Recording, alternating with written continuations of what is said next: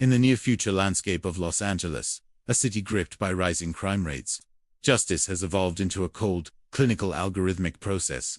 In Mercy, the 2026 science fiction action thriller, directed by Timur Bekmambetov, the justice system has advanced to the point where artificial intelligence presides over human life and death. The Mercy Capital Court, a specialized institution within the LAPD jurisdiction, leverages AI judges to try defendants accused of violent crimes, imposing a ruthless time limit, 90 minutes to prove innocence, or face immediate execution via a precision sonic blast. This mechanized form of justice, presented with sleek, clinical visuals and futuristic courtrooms, sets a high-stakes environment that demands both precision and relentless tension.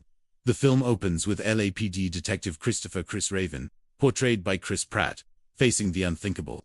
Not only is he under the scrutiny of the AI judge Maddox, played with icy efficiency by Rebecca Ferguson, but he is also accused of a deeply personal crime, the murder of his wife, Nicole Raven, enacted by Annabelle Vollis. From the outset, the film immerses the audience in a psychological thriller atmosphere, blending elements of cybernetic justice with raw human emotion. Chris's predicament is quantified in stark statistical terms. The AI calculates his guilt at 97.5%, a number he must reduce to under 92% to avert execution. This numeric framing of morality is one of the film's unique approaches, emphasizing both the tension and the cold, impersonal nature of a future where human judgment is outsourced to machines. It becomes apparent that the AI court is not merely a backdrop, but a character in its own right. Maddox's procedural enforcement, combined with its ability to manipulate information, intensifies the suspense. Chris navigates a web of evidence that seems damning. Nicole's blood is found on his clothing, and doorbell camera footage places him at the scene shortly before her death. Chris's investigation delves deeper into the complexities of his personal life. His sobriety struggles following the death of his former partner, Ray Vale, Kenneth Choi, serve as both character development and a thematic layer exploring human frailty under systemic pressure. The film intricately portrays his regret and self-recrimination. Had he acted differently during prior cases, Nicole's fate and his own might have been altered. These psychological beats are skillfully interwoven with high-stakes action, as Chris reflects on the consequences of his alcoholism, the strains on his marriage, and the cracks in his moral judgment, all while the AI court quantifies his culpability in real time. It is a meditation on human error, accountability, and the growing tension between organic human decision-making and algorithmic oversight. Chris soon discovers a hidden layer of intrigue in Nicole's life. She had been seeing another man, Patrick Burke, Jeff Peer, through his partnership with Officer Yak Diallo, portrayed by Reis. Chris uncovers that Nicole had confided in Burke about her personal stresses, particularly at work, where reports of stolen chemicals emerge as a potential motive for her murder. The narrative leverages these plot developments to expand the thriller component, highlighting a city teetering between technological omnipotence and human vulnerability. Every revelation heightens the urgency, as Chris reconstructs Nicole's final days, reviews surveillance footage, and pieces together a puzzle that the AI judge presents as a definitive indictment. A turning point occurs when Chris uncovers the involvement of Rob Nelson, Chris Sullivan, his former AA sponsor and Nicole's co-worker. The revelation that Rob has orchestrated an elaborate revenge scheme against the AI court adds a layer of classical thriller tension. Rob's manipulation of stolen chemicals and the construction of explosives situates the film firmly in the action thriller genre, while the AI courtroom subplot continues to underscore the overarching sci-fi context. The dual narrative threads Chris racing against statistical death in the AI trial and simultaneously confronting a human adversary, with lethal intent drive the pacing and maintain a palpable tension throughout the story. The film's visual storytelling is particularly noteworthy. Beksambetov's direction emphasizes a neon-lit, dystopian Los Angeles, blending sleek technological environments with the gritty realism of a city under siege. Surveillance cameras, holographic interfaces, and digital probability meters are seamlessly integrated into the narrative, offering viewers both exposition and a sense of immersive futurism. Action sequences, particularly those involving Chris's attempts to track Rob and protect his daughter, Britt Kylie Rogers, are choreographed to balance realism and spectacle, allowing the audience to remain emotionally invested while being thrilled by high-octane sequences. Chris's quest for truth intersects with the AI's rigid moral calculations, creating moments of ethical tension Maddox's assessments are infallible in computational terms, but fail to account for the nuances of human deception and complex motives. This tension is illustrated when Chris identifies the true perpetrator and uncovers a systematic plot to undermine the AI court's credibility. The narrative cleverly critiques the idea of algorithmic justice, questioning whether human judgment, with all its flaws and emotions, can be fairly replicated by machines. Characters are not merely archetypes, but fully fleshed out individuals, grappling with loss, addiction, and ethical dilemmas. Chris's daughter Britt, though peripheral initially, functions as a humanizing force, reminding the audience of the stakes and the human consequences of a hyper-efficient justice system. Yak Diallo's role, as both partner and moral compass for Chris, highlights the importance of trust and collaboration in navigating a world dominated by artificial oversight. The opening act of Mercy establishes a tense, multidimensional thriller set in a futuristic legal landscape where human life is weighed against probability and digital judgment. Through the interplay of AI judgment, personal tragedy, and investigative action, the film lays the groundwork for a compelling exploration of morality, justice, and revenge. It combines high-stakes action sequences with deep character studies, creating an immersive and morally complex narrative that demands the audience's engagement. The tension between human fallibility and machine precision will continue to unfold in subsequent acts, promising further escalation of suspense and emotional resonance. The tension tightens not just around Chris Raven's trial, but around the world outside the courtroom, which feels just as hostile and unpredictable. The more Chris digs, the more it becomes clear that this is not simply about clearing his name, but about uncovering a deeper rot beneath a justice system that claims to be perfect. What really stands out here is how the film shifts from being a courtroom thriller into something more personal and psychological. You stop watching a man fight a machine and start watching a man fight his own past, his regrets, and the consequences of choices he never thought would come back to haunt him like this. One of the strongest emotional threads in this section of the film is Chris's relationship with his daughter, Britt. Every time he speaks to her, there's this quiet desperation beneath his words, like he is trying to hold on to a version of himself that still deserves to be her father. The AI court doesn't see that. It doesn't see the way his voice softens when he asks if she's safe, or the way he hesitates before admitting he doesn't know when he'll be home. It only sees numbers. It only sees probability. And that contrast is where the movie finds a lot of its emotional weight. You begin to feel how unfair it is that a man's entire life can be reduced to a percentage. Meanwhile, the investigation into Nicole's life begins to unravel more than just workplace stress. What starts as a routine search through emails and footage slowly turns into a haunting realization that Nicole had been living in quiet fear. Not fear of a stranger, but fear of someone she trusted. That's when Rob Nelson truly steps out of the shadows of the story and becomes the emotional center of the film's villainy. He isn't a typical action movie antagonist. He isn't loud, flashy, or openly violent at first. Instead, he's calm, wounded, and driven by something far more dangerous than greed or power. Unresolved grief, and a sense of moral injustice that has curdled into obsession. The reveal that Rob's brother, David, was executed by mercy court hits with unexpected force. It reframes everything. Suddenly, this is no longer about one man's revenge against another. It's about revenge against the system itself. And what makes this particularly chilling is that Rob's grief feels real. You understand why he's angry. You understand why he feels the system failed him. But the way he chooses to respond, by manipulating lives, endangering children, and orchestrating chaos, forces the audience into an uncomfortable moral gray zone. You don't sympathize with his actions, but you can't dismiss his pain either. Chris's realization that Rob has been hiding in his own home is one of the film's most unsettling moments. There's something deeply invasive about knowing that someone has been watching your family, living in your walls, observing your life while you remain unaware.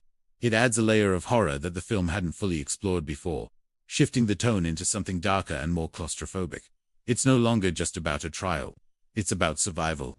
It's about protecting the one person Chris still has left, and the stakes suddenly feel far more personal than execution by it. The sequence involving the SWAT team raid on Rob's house is intense.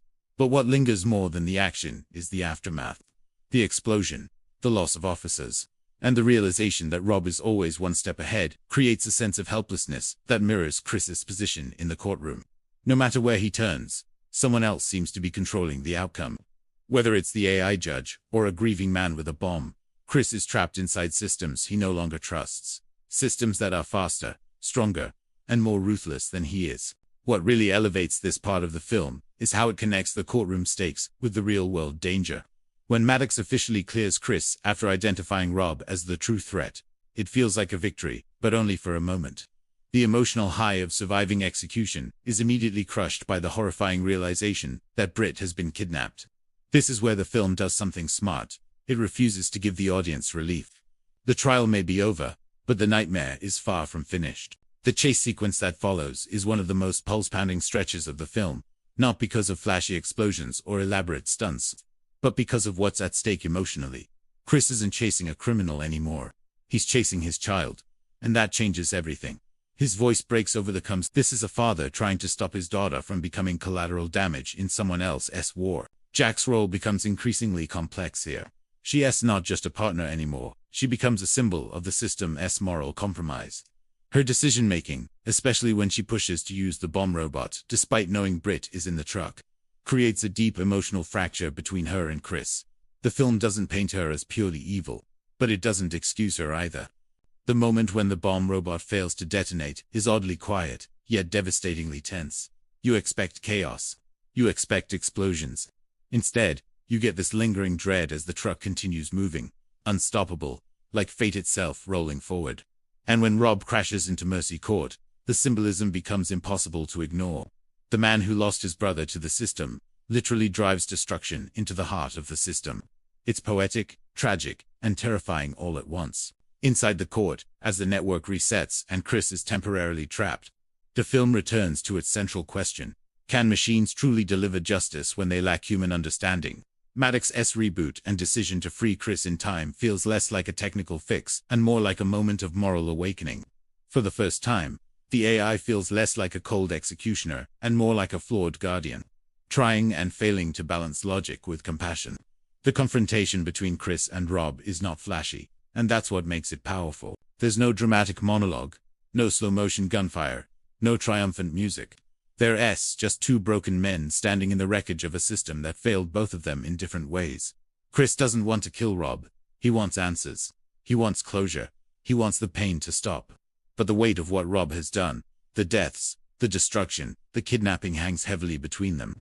When Britt and Maddox intervene, stopping Chris from killing Rob, the film makes a bold choice. It denies the audience the catharsis of revenge, and instead forces a different kind of resolution, one rooted in accountability, rather than bloodshed. This decision strengthens the film's thematic core. It isn't about whether Rob deserves to die, it's about whether killing him would actually fix anything. And the film's answer is quietly, painfully, no. The revelation about David's innocence, confirmed through footage, Maddox retrieves reopens the wound at the center of the story. Rob's rage was not unfounded. His brother was executed for a crime he did not commit, and the most devastating twist of all is that Yak had evidence that could have saved David, but destroyed it to protect the reputation of Mercy Court. This moment reframes her entire character and forces the audience to confront how far people are willing to go to protect systems they believe in, even when those systems destroy innocent lives. Jack's arrest and Rob's capture do not feel like a victory. They feel like the aftermath of a moral disaster. No one truly wins. Too many people are dead. Too much trust has been broken. Too many lives have been damaged. The system may still stand, but its illusion of perfection has been shattered beyond repair. The closing moments between Chris and Britt are quiet, intimate, and deeply human. There are no speeches, no grand declarations, just a father and daughter holding each other in the ruins of everything they've survived. Maddox shutting down feels symbolic, not as a malfunction, but as a moment of reflection. The machine that once claimed moral authority steps back, leaving humans to reckon with the consequences of what they've built. The question of whether justice can ever be truly just. The realization that grief, when ignored, can turn into destruction. The understanding that systems built to protect can become weapons when they lose sight of the people they are meant to serve. Mercy has transformed from a high-concept sci-fi thriller into something more intimate and unsettling. It becomes a story about trust in institutions, in partners, in technology, and in ourselves, and what happens when that trust is betrayed. It asks the audience not just to fear a future controlled by machines. The story of Mercy continues in a tense, high-stakes atmosphere, set in a near-future Los Angeles, where crime has skyrocketed, and the Mercy Capital Court uses AI judges to sentence people for violent offenses. Detective Chris Raven, already on trial for the murder of his wife Nicole, must navigate this system while uncovering layers of deception. The AI Judge Maddox monitors every action and calculation, making Chris's task all the more critical. His guilt probability is dangerously high, and every step he takes to prove innocence must be precise. Chris's investigation deepens as he traces Nicole's final days. He learns that Nicole had been secretly seeing Patrick Burke, who explains that she had personal struggles she could not share with Chris. These revelations force Chris to confront his own past, including the trauma of losing his partner Ray Vale, and his subsequent struggle with alcoholism. Guilt over past decisions, combined with Maddox's unyielding calculations, creates a sense of suffocating tension that permeates the story. Reviewing the evidence, Chris realizes there are inconsistencies that point away from him and toward his former sobriety sponsor Rob Nelson. Rob's involvement in the theft of chemicals and his apparent vendetta introduce a new layer of danger. Chris uses social media, security footage, and personal insight to piece together Rob's plan. His daughter Britt's safety becomes a pressing concern, adding emotional weight to the narrative. Chris and Yak Diallo coordinate with the authorities to locate Rob, realizing he is using explosives and planning an attack on Mercy Court itself. Every moment is tense. The clock is always present, reminding both the characters and the audience of the limited time and lethal stakes involved. Chris uncovers Rob's deeper motives, linking the murder plot and Mercy Court's previous executions to a personal vendetta. As the narrative unfolds, the interplay of action, strategy, and suspense highlights the complexity of justice in a society where AI governs life and death. The climax begins as Rob kidnaps Britt, driving a truck rigged with explosives toward Mercy Court. Chris faces impossible choices, balancing the life of his daughter against the safety of the court. The tension escalates with every maneuver. Robots are deployed, explosions occur, and calculated risks define the character's actions. The story's pacing is relentless, keeping viewers on edge while exploring themes of trust, loyalty, and ethical dilemmas in a future where technology intersects with human imperfection. In the confrontation, Chris finally faces Rob, fighting amid the chaos created by the explosives and the collapsing building. The physical and emotional stakes are intertwined. Chris's determination to save his daughter showcases his resilience. Despite the high-octane action, the narrative still emphasizes character motivation, showing how Rob's obsession with revenge contrasts with Chris's sense of responsibility and moral duty. This duality makes the story compelling, as viewers understand the psychological layers driving both hero and antagonist. Rob is captured after Yak and Chris coordinate to ensure no further casualties, and the AI Judge Maddox's role stabilizes the legal system while revealing both its strengths and limitations. The resolution highlights both the danger of relying solely on AI and the enduring importance of human judgment and moral insight in the face of systemic and personal threats. Chris Raven felt the tension of the city pressing in from all sides. The Mercy Capital Court, with its cold clinical efficiency, held him accountable for every second of his actions, and now every detail mattered. The knowledge that his daughter, Britt, could be in danger made every decision a matter of life or death. He examined the footage of the semi-truck carefully, noting the way Rob maneuvered the vehicle with precision, a silent testament to the meticulous planning behind the attack. The stolen chemicals inside the truck presented a dire risk, and Chris realized that any delay could lead to catastrophic consequences. Yak Diallo coordinated the police response outside the building, her radio communications crisp and efficient. He reviewed every video feed from the streets, analyzing the truck's route, the position of police vehicles, and the placement of barriers. Each detail could be the difference between life and death. Meanwhile, Maddox, the AI judge, provided constant analysis of the unfolding events. Chris focused on the data, interpreting it not merely as numbers, but as an actionable map of potential choices. Inside the Mercy Court building, the walls vibrated faintly with the distant hum of the truck's engine. Chris sensed Rob's proximity, and with it, the immediacy of threat. Each turn brought a new array of obstacles: locked doors, surveillance nodes, automated locks. Chris engaged each with calculated effort, using knowledge gleaned from prior drills and experience in crisis scenarios. Jack's voice came over the comms, providing updates. Rob had activated a remote detonation system, increasing the urgency. Chris assessed the situation, balancing the need to neutralize Rob with the imperative of rescuing Britt. The truck's trajectory suggested that Rob intended to strike the structural core of Mercy Court, a precise blow designed to collapse key sections of the building. Chris approached the main atrium, the point closest to the truck's eventual impact. Rob's presence in the truck created a tense standoff. Each of his maneuvers observed through surveillance and calculated to maintain advantage. Chris recognized patterns in Rob's driving, evidence of premeditated precision and psychological intent to instill fear. His daughter's safety was paramount, but the AI judge's calculations suggested additional variables: detonator functionality, explosives, sensitivity, and timing discrepancies. Chris integrated these into his strategy. As the truck drew closer, Chris made the decision to engage directly. The corridors became a gauntlet of technology, each security measure a potential threat. He bypassed automated doors using a combination of force and tactical understanding, avoiding sensors and potential lockdown triggers. The rhythmic hum of electrical systems punctuated his focus, providing subtle cues about the activation of security measures and potential hazards. Yak coordinated ground units to restrict Rob's access points, creating layered containment. Yet the truck's speed and Rob's familiarity with emergency protocols required Chris to take proactive action. He calculated the optimal interception path, considering structural vulnerabilities and possible escape routes for Brit. Timing was critical. Even seconds could alter the outcome drastically. Chris finally reached a vantage point where he could confront Rob. The truck's momentum indicated that a collision with the building was imminent, if not intercepted. Rob's focus on the detonation system left him momentarily unaware of Chris's approach. With precise timing, Chris engaged, opening the vehicle door and using leverage to destabilize Rob's control. The vehicle lurched, and the explosives inside reacted to sudden shifts. Chris maintained control, ensuring that the jolt did not trigger premature detonation. Rob fought back, exhibiting calculated aggression and physical prowess, but Chris's experience and determination gave him the upper hand. Brit's presence heightened the stakes, forcing Chris to balance force with caution.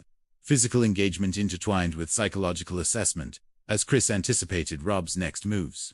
Chris processed the information, integrating AI guidance with instinct and situational awareness. Eventually, the confrontation reached a critical point. Chris disabled the remote detonation system, while simultaneously securing Brit. Rob, recognizing his loss of control, attempted desperate maneuvers. Chris countered, using tactical leverage and environmental advantage, ultimately subduing Rob. Yak arrived moments later to assist in containment, ensuring that Rob could no longer pose a threat. Surveillance footage confirmed the orchestration of revenge against Mercy Court, the strategic placement of explosives, and the manipulation of previous cases. Chris reviewed each sequence, understanding the depth of premeditation and malice. His focus remained on Brit, ensuring her safety and processing the complex interplay of technology, human intent, and legal oversight that had defined the crisis. With the threat neutralized, Maddox confirmed the safety of Mercy Court and all personnel within. Chris, Brit, and Yak coordinated with law enforcement to secure the area and review all evidence. Rob and associated parties were taken into custody, their actions meticulously documented. Chris reflected on the events, recognizing the necessity of vigilance, intelligence, and adaptability in a world where technology amplified both potential and peril. In the quiet moments after the crisis, Chris held Brit close. The building, once a center of impersonal judgment, had transformed into a site of personal triumph and protection. The lessons of the day, entwined with loss, fear, and strategy, left an indelible mark. Chris's resolve, tempered through experience and responsibility, provided a foundation for the future. The sun rose over Los Angeles, casting long shadows over the city. Chris, Brit, and Yak stepped outside, the weight of the crisis slowly easing. The city's skyline, both familiar and imposing, bore witness to the events of the day. In the aftermath, Chris's understanding of duty, technology, and human resilience solidified. The Mercy Court system, once a symbol of rigid authority, now represented both the promise and perils of an AI-guided judicial process. Chris and Brit walked together, reflecting on the challenges they had faced. Chris's perspective on justice, family, and responsibility had expanded, informed by the events that had unfolded with precision, danger, and ultimate resolution. The story's intensity revealed the intersection of human decision-making and artificial intelligence. Chris's capacity to integrate instinct, experience, and calculated reasoning had countered Rob's plans, highlighting the enduring value of critical thinking, even in technologically dominated environments. Mercy Court's protocols, while initially threatening, had provided essential data and context, allowing Chris to navigate the threat with clarity and foresight. The resolution of the crisis brought clarity and a renewed sense of purpose. Britt's presence reinforced the stakes, ensuring that Chris's focus remained unwavering, and that his actions reflected both protection and foresight. Chris had secured the immediate safety of Britt, neutralized Rob, and stabilized the environment within Mercy Court. After the confrontation with Rob, Chris Raven experienced a brief moment of relief. The immediate danger had ended, but the implications of Rob's plan weighed heavily on him. Mercy Court's systems, though designed for precision and efficiency, revealed vulnerabilities that criminals could exploit. Chris recognized that the events of the day represented not only a personal trial, but also a systemic challenge to the reliance on AI for judgment and enforcement. Chris returned to his office within the LAPD, where Yak Diallo waited with detailed reports from the field. Every piece of evidence collected, from surveillance footage to chemical residues, was analyzed and catalogued. Chris reviewed the files meticulously, understanding that the resolution of the crisis required both immediate containment and long-term preventive strategies. The police department's role extended beyond apprehension. It now included recommendations for refining the Mercy system to prevent future threats.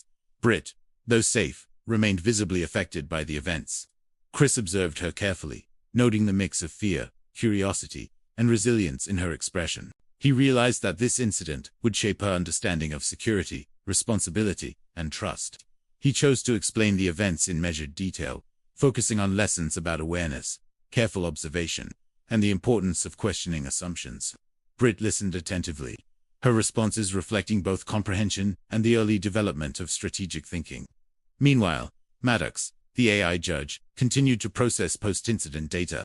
The system logged every action taken by Rob, including movements, communications, and manipulation of explosives. Chris examined the AI's reports, noting how probabilistic modeling predicted outcomes with remarkable accuracy.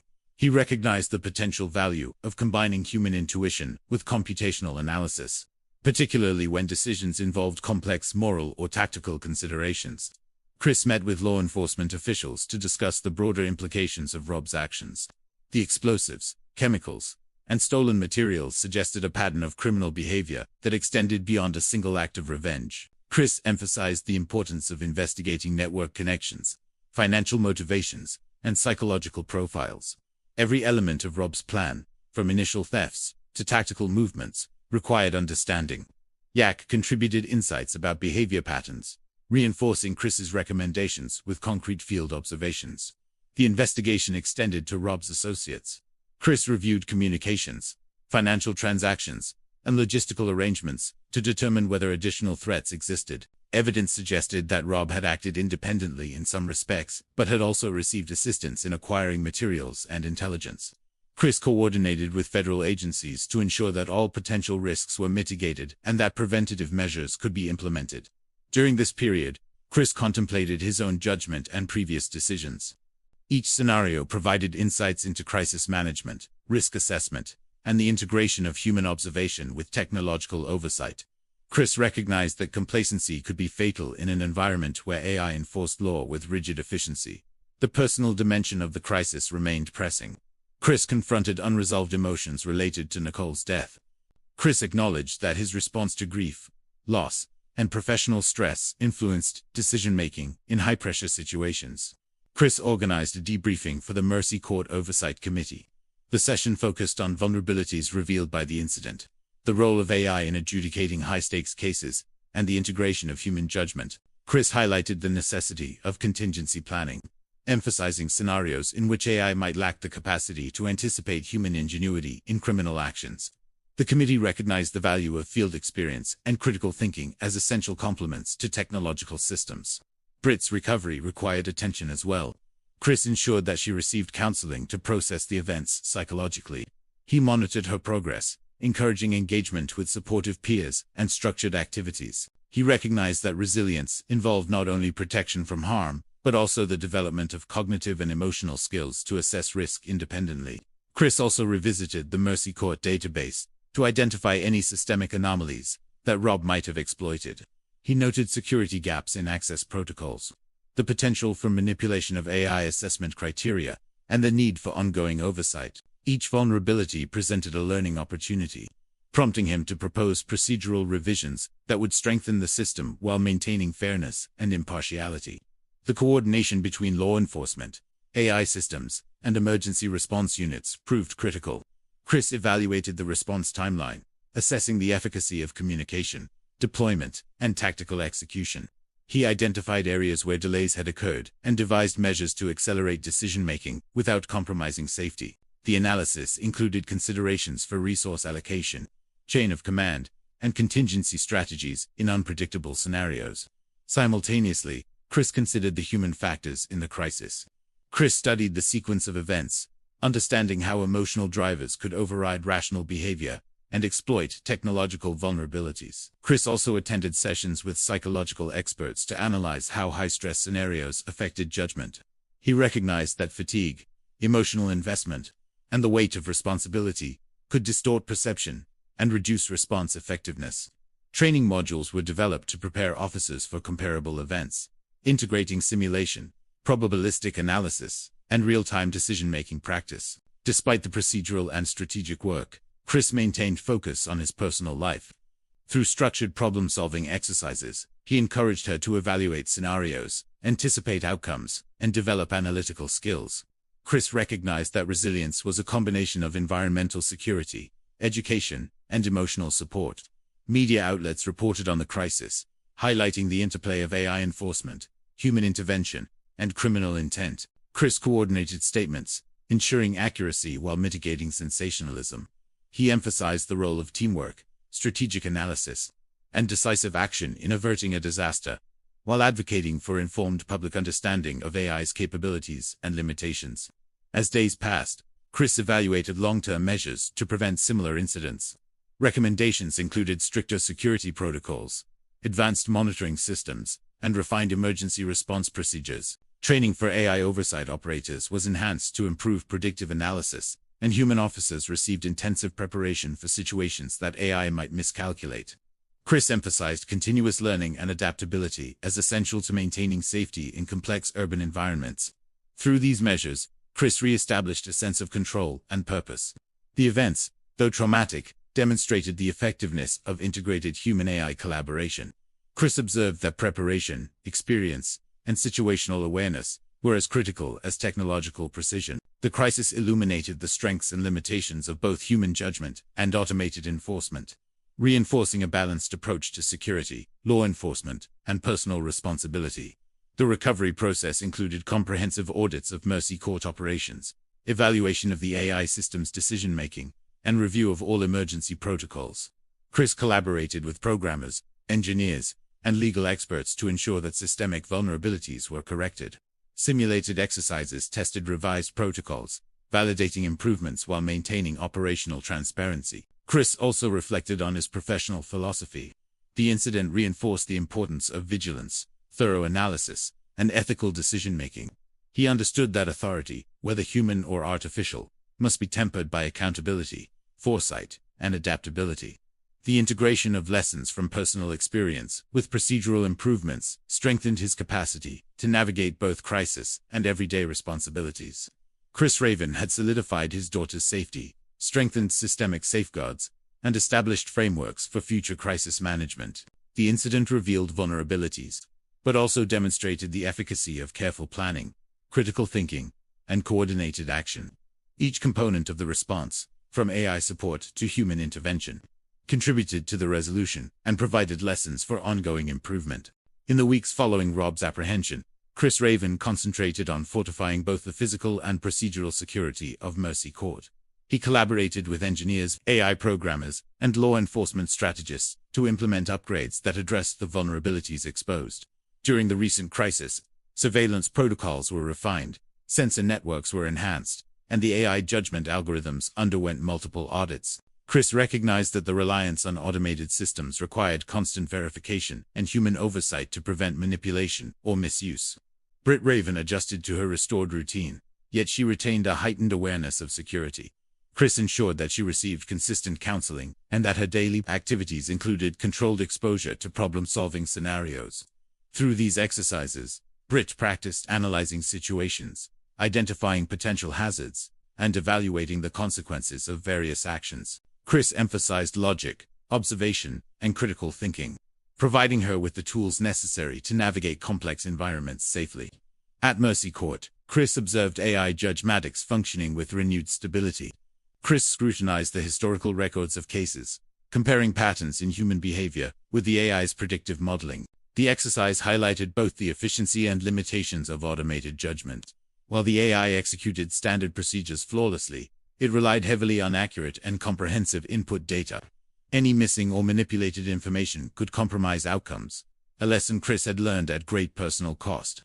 Chris convened a series of briefings with department leadership. He presented recommendations to strengthen Mercy Court's infrastructure, including enhanced biometric verification, stricter access control, and the integration of redundant monitoring systems.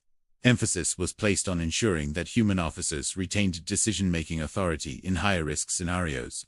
The committee acknowledged the value of Chris's recommendations, citing his practical experience as a complement to technical expertise. Meanwhile, ongoing investigations into Rob's network revealed additional complexities. Although he had acted primarily out of personal vendetta, there were indications that certain associates had unwittingly contributed to the execution of his plan. Chris and Yak analyzed communications, cross-referencing social interactions and digital activity. By mapping these relationships, they developed a clearer understanding of how isolated decisions could influence broader operational risks. He conducted workshops with officers to evaluate potential threats using simulations and scenario-based exercises. Each participant practiced identifying key indicators, anticipating outcomes, and responding in a coordinated manner. The sessions emphasized analytical reasoning, strategic thinking, and the avoidance of assumptions that could lead to error. Public perception became a critical factor, as citizens expressed concern regarding the reliance on automated systems for legal enforcement. Chris engaged with journalists and community leaders, offering detailed explanations of operational improvements while promoting transparency. He underscored the importance of combining human judgment with AI capabilities, stressing that oversight and accountability were essential for both efficacy and public trust. Chris's personal reflections intensified. He considered his response to Nicole's death, the dangers Britt had faced, and the broader implications of AI governance. Each reflection informed his professional approach, guiding decisions with a balance of caution and strategic foresight. He acknowledged the emotional weight of responsibility, understanding that effective leadership required both rational analysis and empathy. During a scheduled maintenance check of Mercy Court, anomalies appeared in the sensor logs. Certain data points suggested irregular activity near the building's perimeter. Chris initiated a thorough inspection, coordinating with security personnel and AI monitoring systems. No immediate threats were detected, yet Chris remained vigilant, recognizing that vigilance was fundamental to preventing escalation. He directed continuous monitoring and scheduled additional system diagnostics, ensuring that even minor discrepancies were investigated. The incident prompted Chris to reassess community engagement strategies.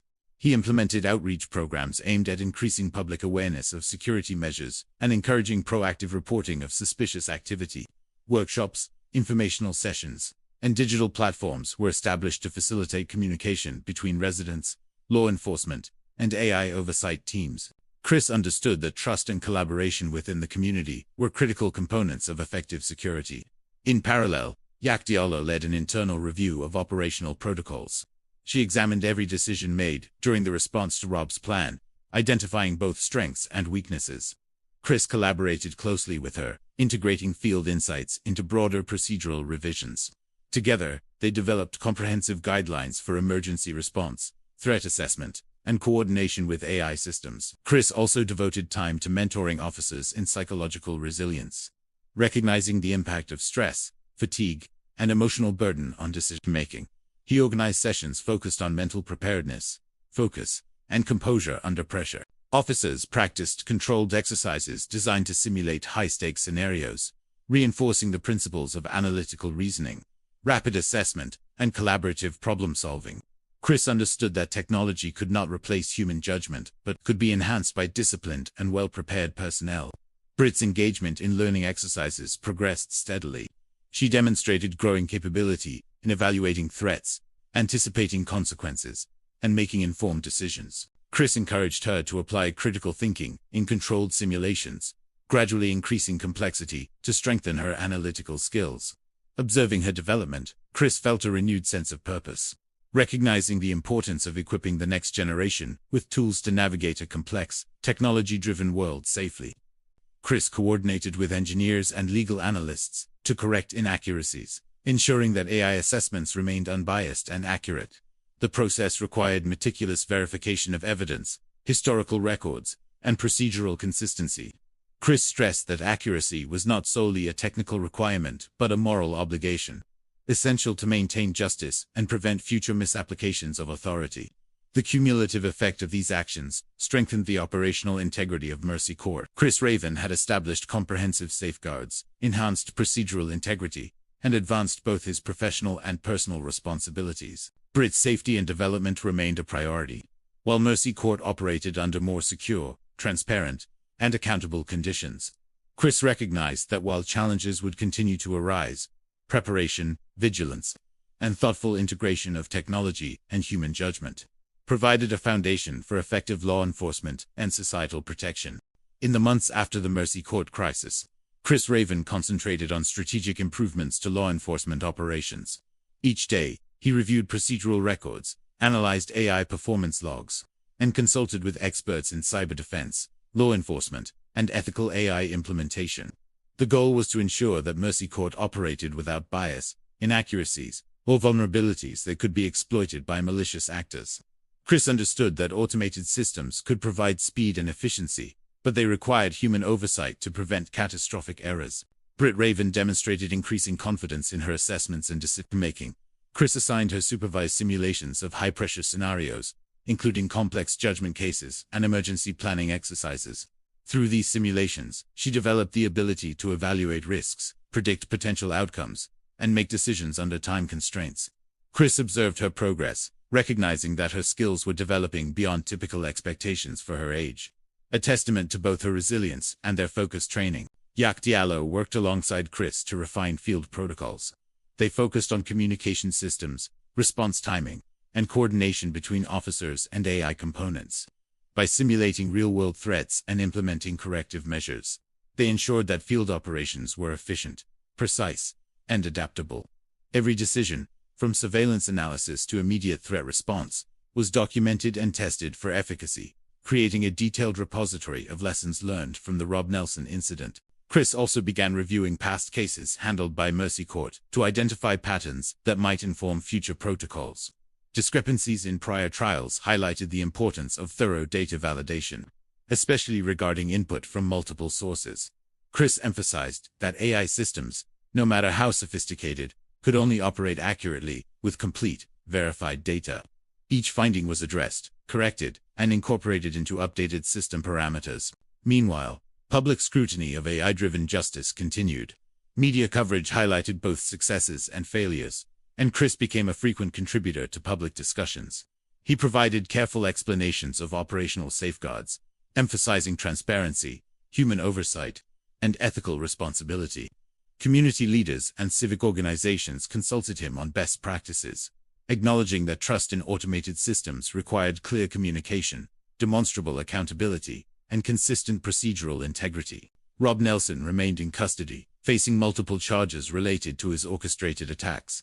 Chris maintained involvement in the investigation to understand the depth of Rob's network and prevent further threats. Analysis revealed that Rob's plan had been methodical, relying on both psychological manipulation and technical interference. Understanding the complexity of his actions allowed Chris to anticipate potential vulnerabilities in other cases and develop proactive measures to mitigate similar risks. At Mercy Court, Chris focused on integrating layered security protocols. AI judgmatics monitored all critical systems, while human oversight teams conducted routine audits and inspections. Redundant verification processes were established to prevent single-point failures. Chris observed the implementation, ensuring that officers understood the interplay between automated judgments, procedural safeguards, and emergency protocols.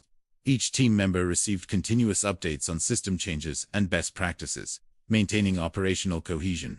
Chris also developed a mentorship program for officers, emphasizing leadership, situational awareness, and ethical responsibility.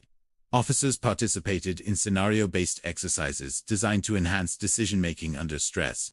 Each exercise included complex variables, such as conflicting evidence, simulated emergencies, and time-sensitive challenges. Chris provided guidance and feedback, focusing on analytical reasoning, communication skills, and strategic foresight. Brit's development progressed alongside the operational improvements. She practiced analyzing patterns in behavior, evaluating evidence, and predicting outcomes in controlled simulations. Chris encouraged her to maintain objectivity, avoid assumptions, and consider multiple perspectives before reaching conclusions. These exercises enhanced her critical thinking skills and reinforced the importance of preparation, observation, and logical reasoning. As the team continued its work, anomalies appeared in network activity that suggested potential tampering with system inputs. Chris immediately initiated a full security review, coordinating with engineers, cyber specialists, and legal consultants. Every log, connection point, and data transfer was examined for irregularities. Chris documented each finding and implemented additional monitoring protocols to prevent future concerns. Community outreach programs were expanded. Chris organized seminars, workshops, and public demonstrations to educate citizens about Mercy Court operations, AI functionality, and security measures. These events fostered trust, encouraged collaboration, and allowed residents to engage directly with law enforcement personnel. Chris recognized that public confidence in AI systems depended on clear understanding and observable safeguards. Chris and Yak continued to refine internal training methods. Exercises focused on teamwork, adaptive strategy, and resilience under pressure. Officers were trained to interpret AI outputs critically, identify potential discrepancies, and respond appropriately in complex scenarios. The emphasis on critical thinking, observation, and structured problem-solving reinforced the balance between human judgment and automated assistance. In addition to professional responsibilities, Chris monitored Brit's psychological well-being. Regular counseling sessions addressed trauma, stress, and the emotional impact of recent events. Chris ensured that Brit maintained a healthy balance between structured training, recreation, and family time. He encouraged her curiosity, analytical thinking, and independence while providing a supportive environment in which she could continue developing resilience and confidence. Operational improvements included upgrades to the Mercy Court physical infrastructure. Redundant backup systems were installed, ensuring continuity of operations in case of power failure, technical malfunction, or attempted interference. Chris oversaw the implementation personally, verifying that all components met stringent operational standards. Investigations into Rob Nelson's associates continued. Chris and Yak mapped potential connections, analyzed communication patterns, and assessed behavioral indicators to prevent further incidents. Each finding was integrated into ongoing operational planning, reinforcing the emphasis on anticipation, preparedness, and strategic risk management. These actions demonstrated that comprehensive security required continuous evaluation, learning from past incidents, and proactive intervention. The cumulative effect of these measures was evident. Mercy Court operated with greater stability, procedural integrity, and public trust. Officers were better equipped to respond to emergencies. AI systems functioned with enhanced reliability, and community engagement fostered mutual understanding. Chris observed these improvements and recognized that sustained diligence, careful planning, and strategic foresight were essential for long-term effectiveness. Chris reflected on the personal impact of his experiences. He considered the loss of Nicole, the challenges Brit faced, and the responsibility of integrating human judgment with automated systems. These reflections informed every decision, shaping leadership, mentoring, and operational planning. Chris understood that technological sophistication alone was insufficient.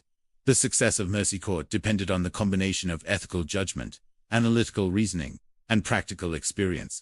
Mercy Court had strengthened its operations, officer preparedness had improved, and public confidence was growing. Chris continued to balance professional and personal responsibilities, mentoring Brit, refining protocols, and integrating lessons from past incidents. While challenges remained, the foundation of vigilance, analytical rigor, and procedural integrity positioned Mercy Court to function effectively, ensuring both justice and public safety. Several months after the system upgrades, Chris Raven shifted attention toward preventative measures against threats that could exploit Mercy Court's operations. While the AI infrastructure provided rapid analysis and judgment capabilities, Chris recognized that external actors, individuals, or groups motivated by personal vendettas, remained unpredictable variables. Preventing future crises required comprehensive monitoring, early threat detection, and rapid response planning. Chris convened daily briefings with Yak Diallo and key personnel, reviewing intelligence reports, network activity, and risk assessments. Each scenario was dissected, identifying vulnerabilities and implementing corrective actions to strengthen both field operations and digital oversight. Britt Raven's training advanced significantly. Chris encouraged her to lead analytical exercises, including evaluating simulated crime scenes, analyzing digital evidence, and reconstructing events from fragmented data. By giving her leadership opportunities, he reinforced decision-making skills, resilience, and critical thinking. Britt approached each challenge methodically, documenting evidence, questioning assumptions, and anticipating multiple outcomes before reaching conclusions. Chris observed her growth with cautious pride, noting that her ability to synthesize complex information had developed beyond initial expectations. Meanwhile, Yak continued to refine tactical protocols for rapid response teams. She implemented exercises that combined field coordination with a high-assisted analysis. Scenarios included high-risk apprehensions, hostage recovery, and crisis negotiation. By integrating digital intelligence with field operations, officers could anticipate potential threats, assess environmental factors, and execute decisions efficiently while minimizing risk. Yak emphasized clear communication, adaptive strategy, and resilience under pressure, ensuring officers remained flexible yet disciplined. Public engagement remained a central focus. Chris organized interactive seminars, allowing community members to observe simulations, ask questions, and participate in scenario-based exercises. These sessions highlighted the AI's capabilities and limitations, emphasizing transparency and accountability. Citizens were encouraged to provide feedback, which informed future operational protocols and communication strategies. Chris understood that community trust required more than efficiency. It demanded transparency, consistency, and demonstrable ethical oversight. At the technical level, the Mercy court systems underwent continuous refinement. AI Judge Maddox received algorithmic updates, improving decision accuracy and anomaly detection. Chris monitored system logs to ensure these enhancements did not introduce unintended bias or errors. The team implemented redundant verification protocols, cross-referencing digital evidence with human analysis to prevent automated misjudgments.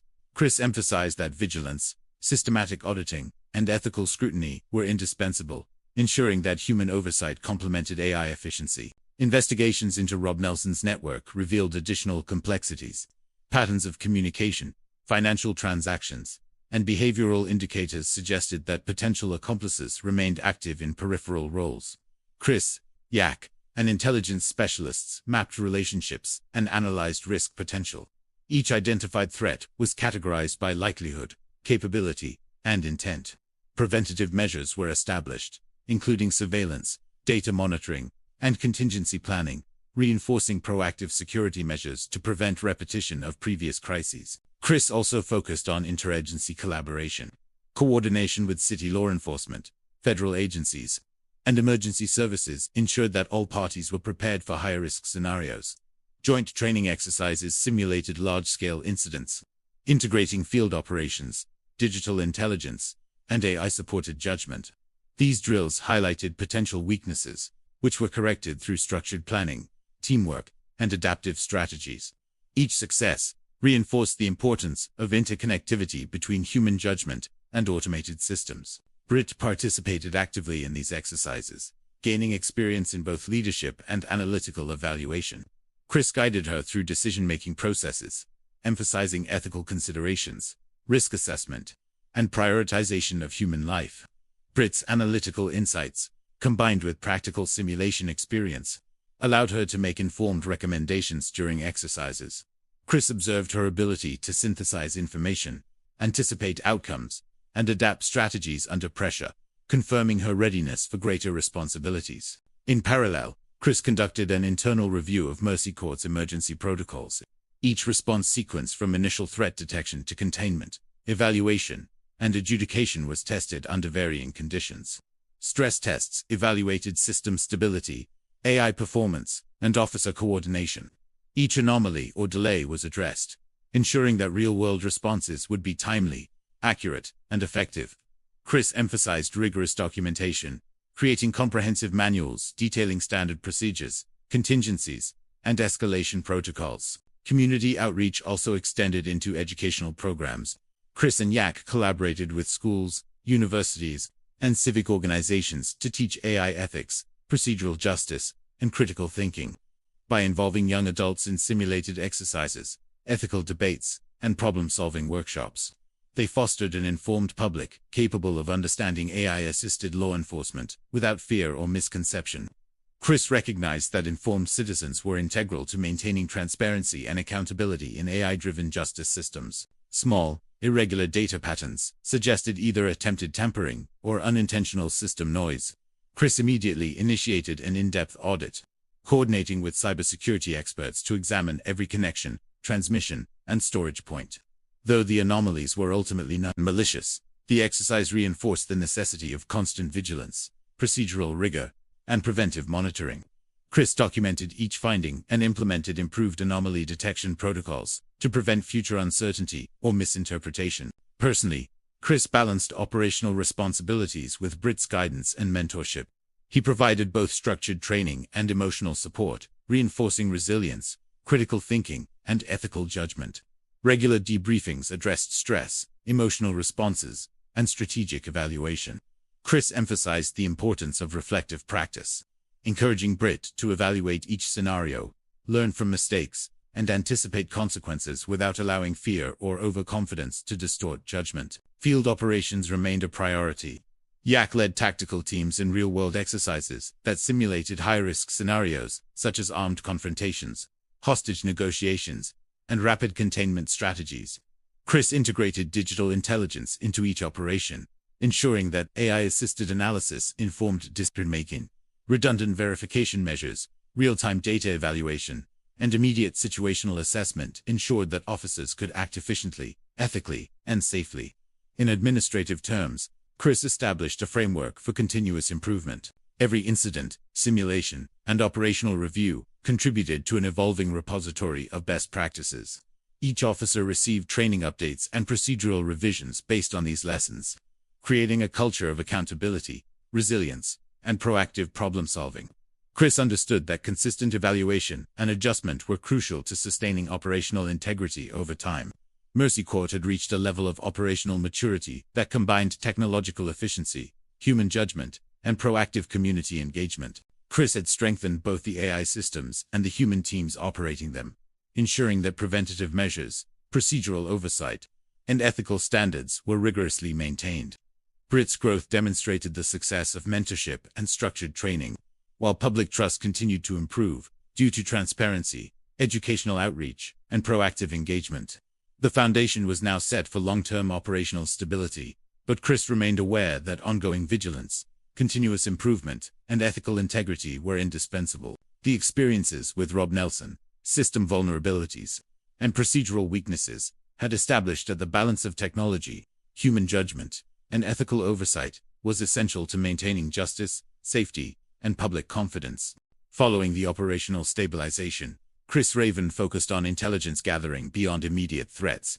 He recognized that criminal actors could exploit gaps in surveillance, communication, or resource allocation.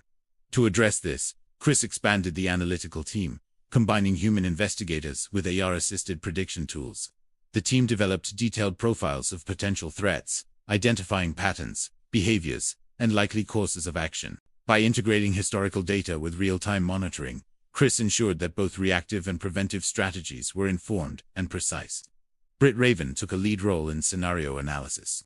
She compiled reports on threat likelihood, evaluated procedural weaknesses, and recommended interventions. Her assessments included not only overt criminal actions, but also subtle manipulations of systems or personnel that could compromise operational integrity. Chris provided guidance, emphasizing careful documentation, clear reasoning, and ethical considerations. Britt's insights demonstrated growing sophistication in evaluating complex scenarios while maintaining a focus on human safety and accountability. Yak Diallo conducted advanced tactical training for field teams. Exercises included multi-location simulations, high-stakes containment strategies, and rapid intelligence integration. Teams practiced simultaneous coordination across city districts, integrating AI feedback to adapt to dynamic environments. Yak stressed situational awareness, resource allocation, and decision-making under pressure, ensuring each officer could perform effectively, regardless of unexpected developments. These exercises strengthened teamwork, responsiveness, and strategic thinking. Chris also coordinated with legal and policy experts to evaluate Mercy Court's procedures. Chris emphasized that maintaining legitimacy required proactive oversight and a culture of ethical responsibility. Community programs expanded further. Chris and Yak partnered with local organizations to create educational initiatives focused on civic engagement, ethical technology use, and digital literacy. Public workshops demonstrated how AI contributed to justice processes, while interactive exercises allowed citizens to explore investigative methods and scenario evaluation. By involving the community directly, Chris strengthened trust, reduced fear or suspicion of AI-assisted justice, and encouraged informed discourse on emerging technologies. In operational terms, the Mercy Court network underwent systematic review. Chris initiated quarterly audits of AI protocols, ensuring consistency, accuracy, and resilience against manipulation. Redundant verification procedures were applied, combining human assessment with automated analysis. Chris emphasized that accountability depended on rigorous checks, continuous oversight, and proactive risk management.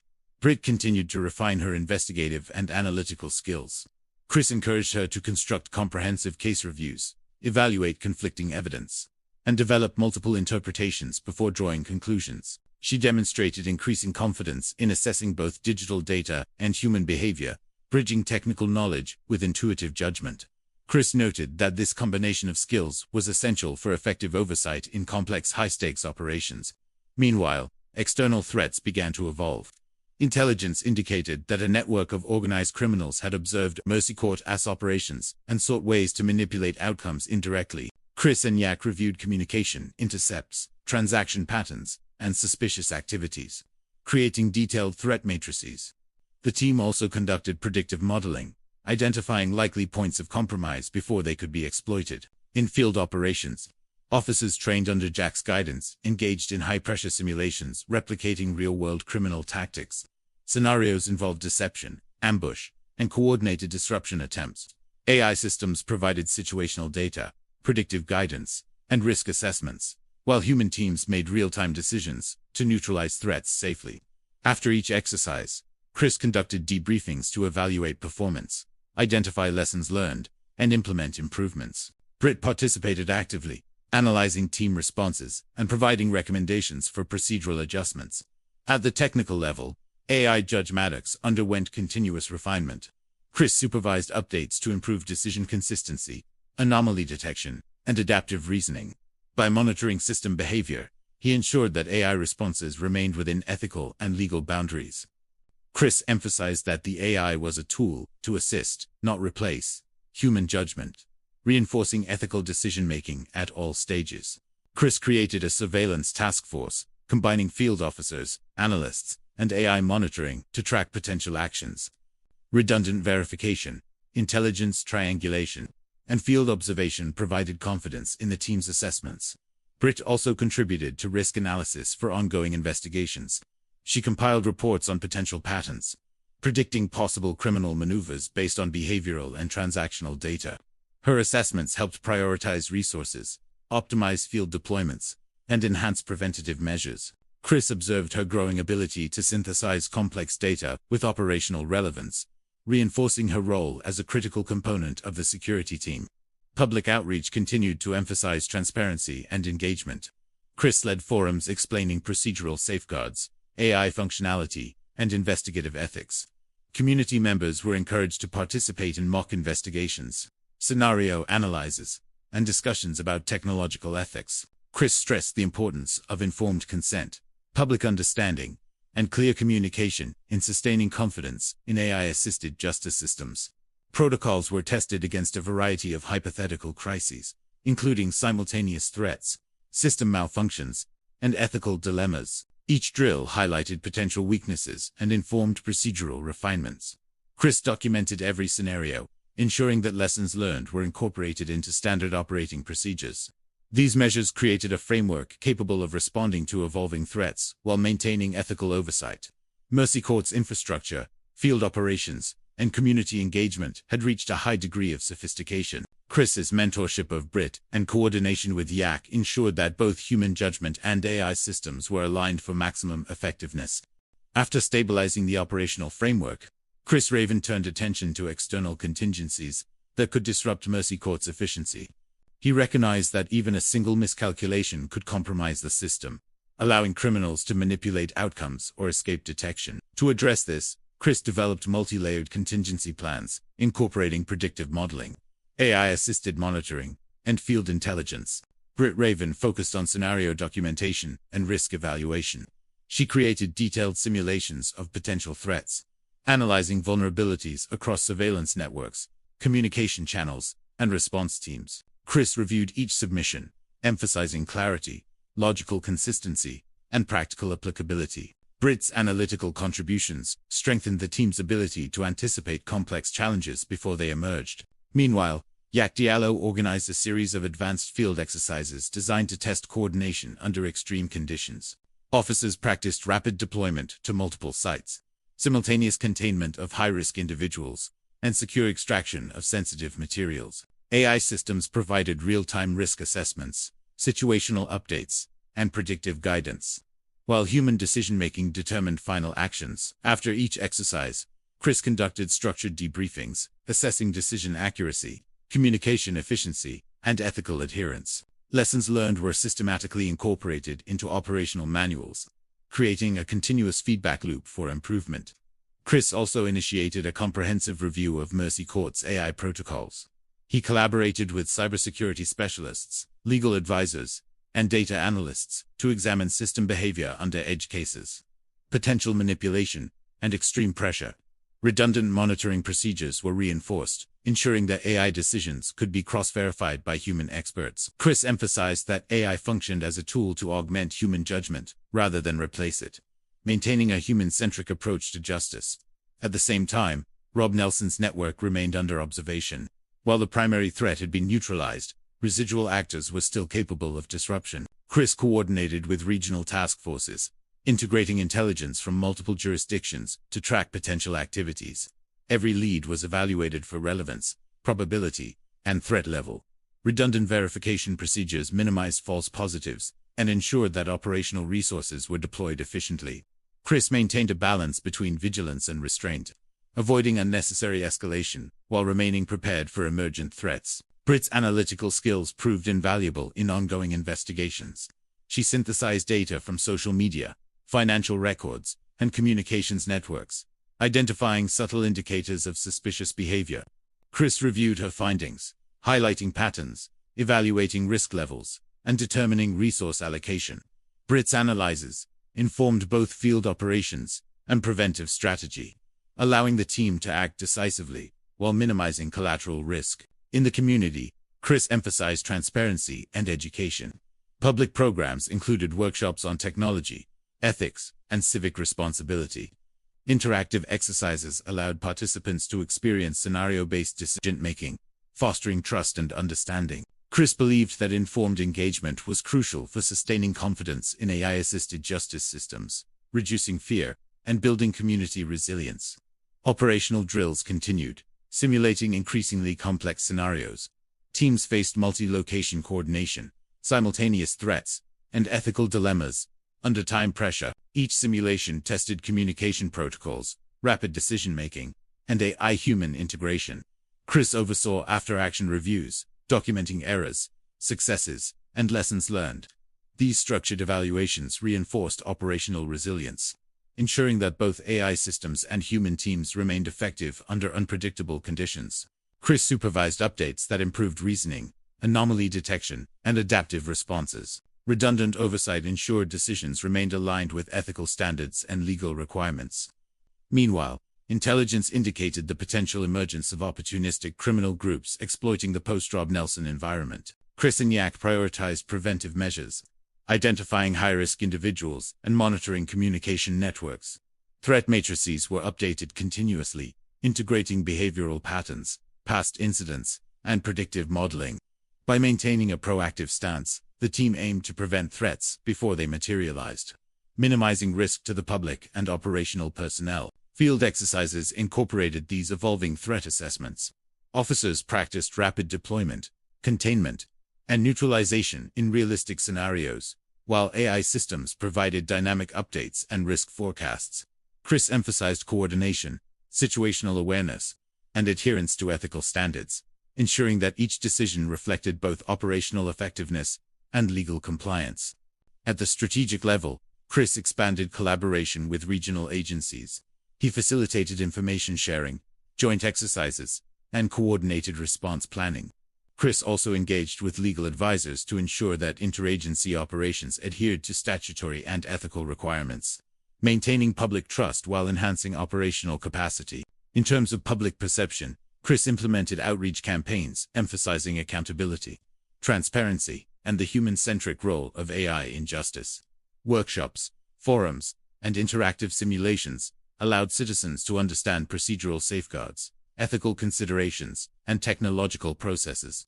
By fostering informed engagement, Chris strengthened confidence in the system and cultivated a culture of civic responsibility. Britt's analytical contributions and Jack's tactical oversight strengthened human decision-making, complementing AI's computational power.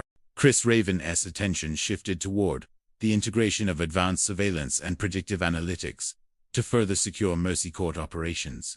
He coordinated with AI engineers to enhance Maddox's capacity for pattern recognition, anomaly detection, and scenario simulation. Chris emphasized that predictions were not definitive judgments but tools to prioritize investigative focus, ensuring that human oversight remained central to decision. Britt Raven continued her role in data analysis and threat assessment.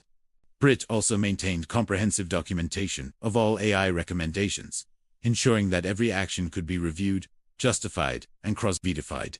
Her diligence reinforced operational integrity and ensured accountability across all levels of Mercy Court procedures.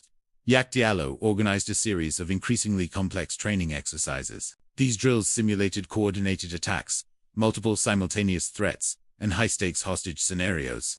Officers had to make rapid decisions, coordinate with AI guidance, and adapt to dynamically changing situations. Chris oversaw the exercises, emphasizing ethical decision-making, minimizing collateral risk, and maintaining clear communication. After each simulation, structured debriefings allowed the team to review decisions, analyze outcomes, and integrate lessons learned into future protocols. Chris and his team identified individuals with prior connections to Nelson's network who demonstrated suspicious activity. Surveillance protocols were expanded, cross-referenced with behavioral analytics, and combined with field reconnaissance. The objective was to preemptively identify threats, neutralize them before escalation, and maintain public safety without overstepping legal or ethical boundaries. AI Judge Maddox underwent further updates. Chris supervised improvements that increased transparency in decision-making, allowing field officers and legal personnel to understand AI rationale. Decision logs were enhanced, providing detailed explanations for each recommendation, predictive analysis, and risk assessment. This allowed officers, investigators, and supervisors to validate AI suggestions, ensuring that human judgment remained the final authority in critical decisions. Britt refined her predictive models to include real-time social media monitoring, financial tracking, and cross-jurisdictional intelligence. She identified anomalies, flagged unusual transactions, and highlighted potential indicators of criminal activity. Chris relied on these insights to adjust field operations, prioritize monitoring, and preemptively deploy personnel where necessary. The combination of Britt's analytical rigor and Maddox's computational power created a highly responsive and adaptive security framework. Field operations were tested through a coordinated series of multi-location exercises. Officers had to respond to simultaneous alerts, coordinate under time pressure, and manage high-risk targets while minimizing civilian exposure. Chris emphasized that accountability, judgment, and ethical considerations could never be delegated entirely to technology. Community engagement remained a priority.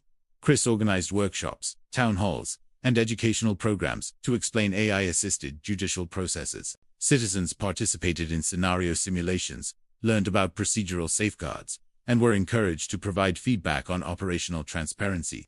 This fostered public trust, improved community relations, and strengthened the social legitimacy of Mercy Court's interventions. Chris also established interagency coordination protocols. Regional law enforcement, emergency services, and judicial authorities were integrated into a networked operational framework. Information sharing, joint exercises, and rapid escalation procedures ensured that threats could be managed across jurisdictions. Legal advisors ensured compliance with statutory requirements, maintaining public confidence and ethical integrity while enhancing operational capability. While the team focused on operational refinement, subtle signs of unrest emerged. Surveillance detected unusual activity in areas previously associated with Rob Nelson's collaborators. Patterns suggested coordinated testing of security protocols, probing for weaknesses, and evaluating AI response times. Chris instructed his team to document each observation meticulously, implement countermeasures, and reinforce redundancy in both technological and human components. Through iterative testing, predictive modeling, and field exercises, Mercy Court achieved a highly resilient operational state. Britt's analytical insights, Jack's tactical leadership, and Maddox's computational capabilities created a synergistic system capable of addressing complex challenges while minimizing risks. Public engagement programs reinforced accountability and transparency, ensuring that the system maintained legitimacy in the eyes of the community. Mercy Court had evolved into a sophisticated security and judicial system, combining predictive intelligence, field coordination, and community engagement. Operational readiness was high. Threats were systematically identified and mitigated, and human-AI collaboration was optimized.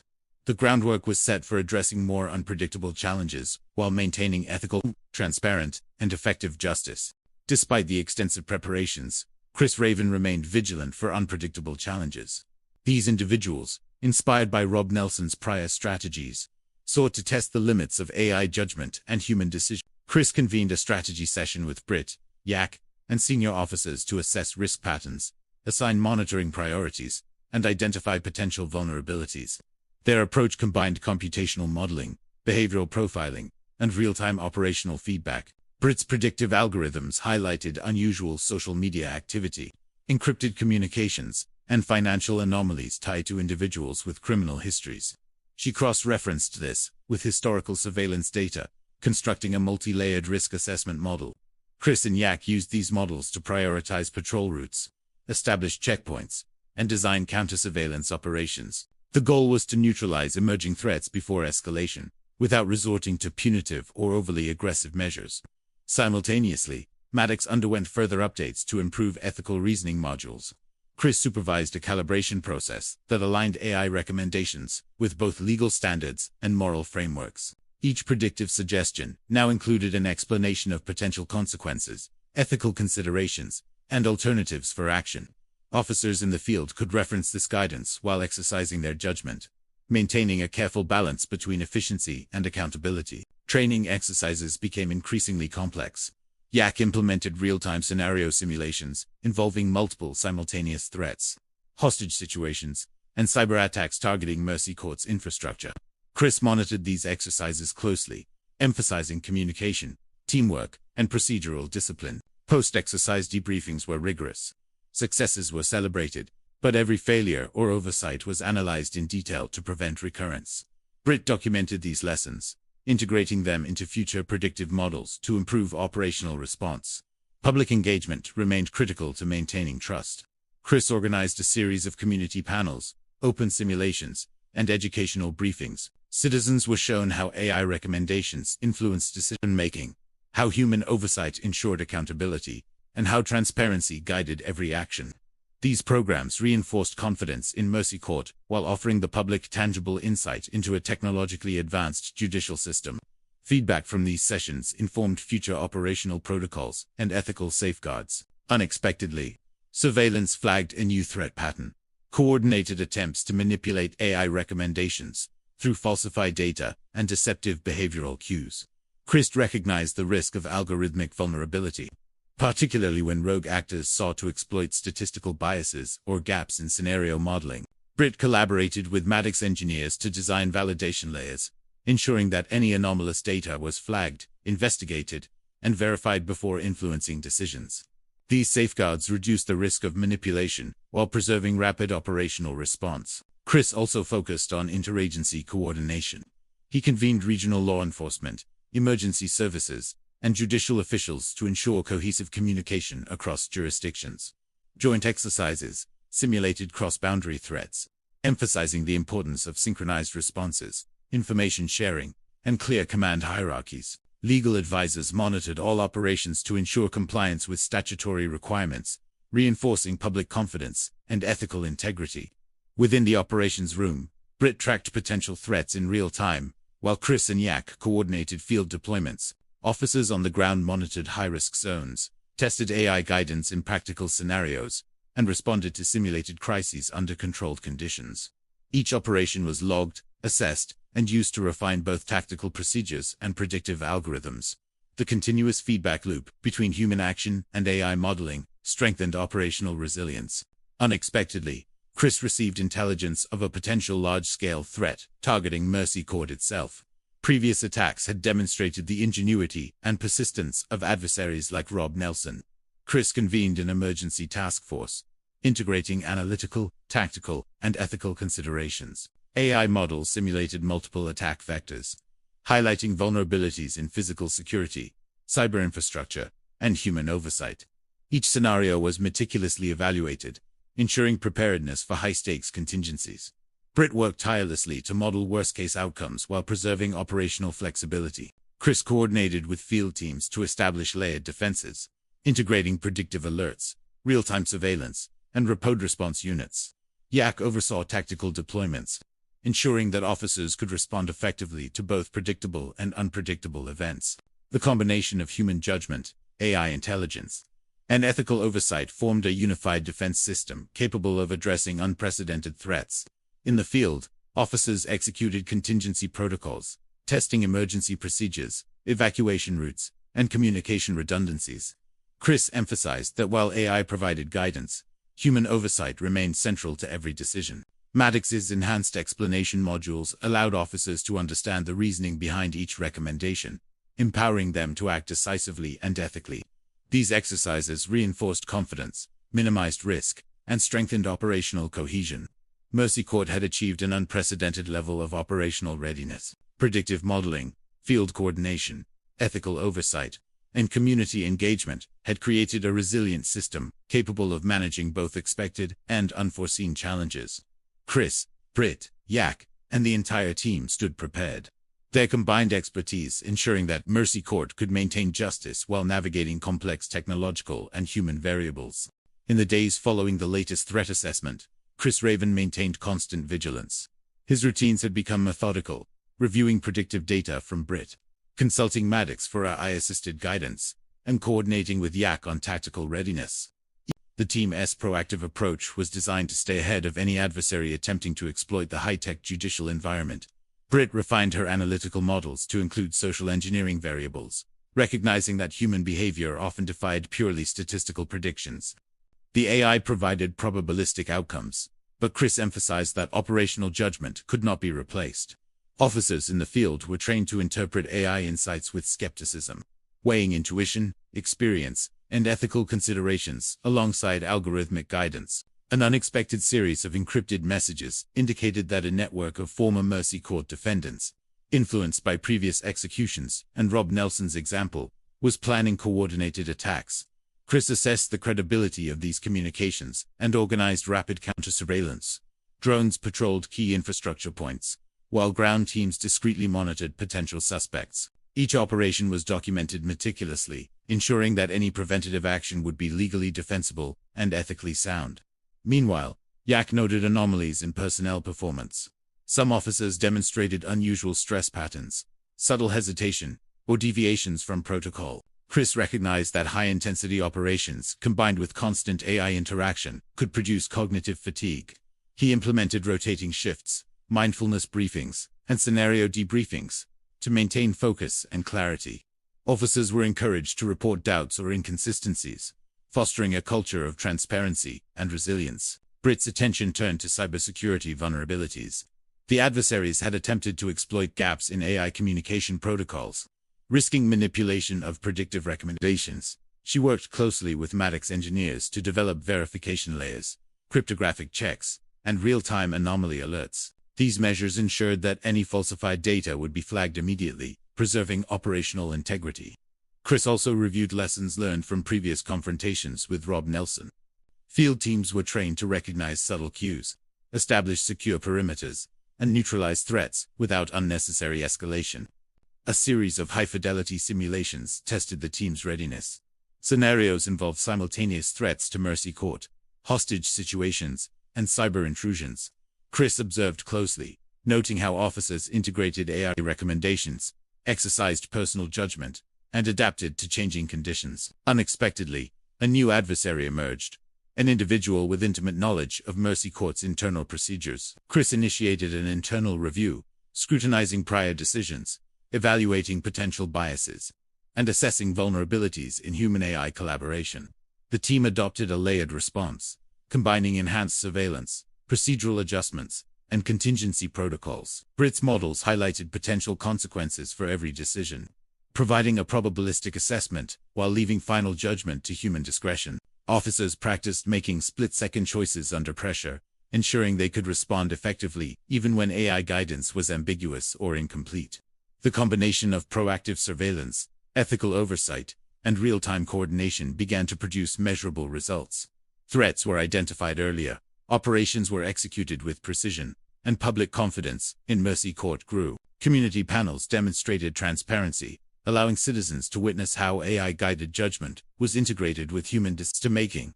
Chris, Britt, and Yak recognized the emerging pattern of resilience, had created a framework capable of responding to complex threats without compromising integrity. Mercy Court had transformed from a reactive system to a proactive one, prepared to address both immediate dangers and longer-term strategic challenges. The stability achieved in recent weeks was challenged when Mercy Court received an unusual request for a procedural audit from the governor's office. The request did not come with an explanation, only a demand for a full systems review within 72 hours. Chris Raven immediately sensed political pressure beneath the surface. The court's growing influence and its reliance on artificial intelligence had made it both powerful and controversial. Any external investigation carried the risk of being weaponized for public opinion or political leverage. Britt began compiling data logs, verdict probabilities, override incidents, and execution protocols. Her goal was not just to meet the audit requirements, but to present a transparent narrative showing that Mercy Court operated within ethical and legal boundaries. She insisted that every dataset include context, not just outcomes, so human judgment remained visible within the system. Chris supported this approach, believing that accountability must never disappear behind automation. Yak focused on security implications. She warned that audits often created blind spots, moments when systems were exposed or reconfigured, making them vulnerable to interference. Additional safeguards were installed, access permissions were tightened, and all physical entry points were monitored. Field teams were instructed to remain alert for any unusual behavior inside or outside the facility. As the audit progressed, discrepancies emerged in early Mercy Court cases. Several defendants who had been executed showed marginal probability differences that could have shifted outcomes if alternative evidence weighting had been applied. Britt reviewed these cases carefully and presented them to Chris, not as proof of system failure, but as evidence of the evolving nature of predictive justice. Chris felt the emotional weight of these findings. Even though he trusted the current system, he could not ignore the human cost of irreversible decisions. He requested a confidential ethics panel to review historical executions and provide independent analysis. Public reaction intensified once the audit became known. Media outlets debated whether Mercy Courts represented progress or danger. Some viewed the system as the future of justice, while others saw it as an experiment that placed too much authority in non-human judgment. Protest groups gathered outside the court, some demanding expansion of the system, others calling for its dismantling. Inside the facility, tensions rose. Staff members felt scrutinized, uncertain whether the audit would validate their work or expose flaws. Chris addressed the team directly, reminding them that transparency was not a threat, but a responsibility. He emphasized that the system existed to protect lives, not simply to deliver efficiency. Every person in the room was accountable not to the technology, but to the people it served. Britt discovered something unexpected while reviewing data transmission logs. A minor but persistent delay appeared in certain verdict processing sequences, originating from an external data relay node. Although the delay was small, its consistency raised concerns about possible interference. She immediately isolated the node and informed Chris and Yak. The team initiated a full cyber investigation, suspecting that someone was probing the system quietly, testing its vulnerabilities during the audit period. Chris realized that the audit had created the perfect distraction. While public attention focused on ethics and legality, a hidden threat was attempting to compromise the court's infrastructure. He ordered a silent lockdown of critical systems, ensuring that essential operations continued while isolating all external connections. Yak coordinated with cybercrime units to trace the access source. The The trail led through multiple encrypted channels, suggesting a sophisticated actor with both technical expertise and knowledge of Mercy Court's internal architecture. This was not a random breach, but a calculated intrusion designed to remain undetected. Meanwhile, Maddox began generating contingency verdict simulations, preparing for the possibility that real-time decision-making could be disrupted. Pratt created manual override protocols that allowed human judges to temporarily assume full authority if AI systems were compromised. The team practiced emergency transitions, ensuring continuity of justice even under system failure. As the investigation deepened, a pattern emerged. The breach attempts aligned with past Mercy Court rulings involving powerful corporate interests and high-profile political figures. Chris faced a difficult choice. Public disclosure of the cyber threat could destabilize trust further during the audit, yet secrecy risked accusations of concealment. He chose a controlled disclosure approach, briefing the audit committee privately while continuing the investigation discreetly. Transparency would exist, but without enabling panic. The ethics panel completed its review of historical executions. Their report acknowledged flaws in early algorithmic weighting models but concluded that Mercy Court's current framework reflected significant improvement in accuracy, bias reduction, and human oversight. Chris released the report publicly, framing it not as a defense, but as an honest assessment of growth and accountability. Public response shifted slightly. While critics remained vocal, the acknowledgement of past imperfections, paired with evidence of progress, softened some opposition. Community forums resumed, allowing citizens to engage directly with Mercy Court officials and engineers.